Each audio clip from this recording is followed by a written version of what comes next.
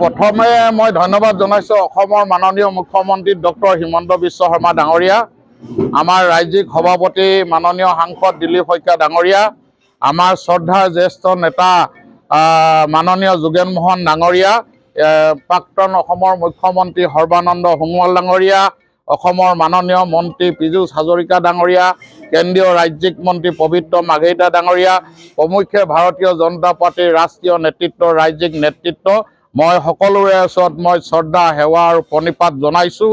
ভাৰতীয় জনতা পাৰ্টী হাজাৰ হাজাৰ মাহমৰা বিধানসভা সমষ্টিৰ যি কাৰ্যকৰ্তা আছে, এই কাৰ্যকৰ্তাসকলৰ তেওঁলোকৰ আশীৰ্বাদ, তেওঁলোকৰ সহযোগ ইমান দিনে লগত লৈ মই ভাৰতীয় জনতা পাৰ্টীত যোৱা সময়খিনিত দলৰ এজন নিষ্ঠাৱান কাৰ্যকৰ্তা হিচাপে কাম কৰি আছিলোঁ।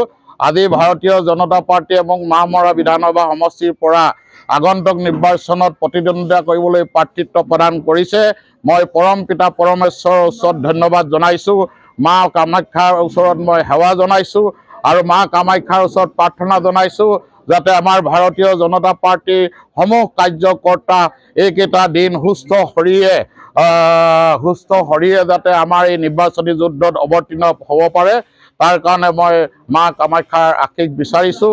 আৰু আজি সকলো উৎফুল্লিত, প্ৰতিকূল বতৰ, দিনৰ পৰা বৰষুণ হৈ আছে, তথাপিতো কাৰ্যকৰ্তা আমাৰ ইয়ালৈ বাসগৃহলৈ আহিছে।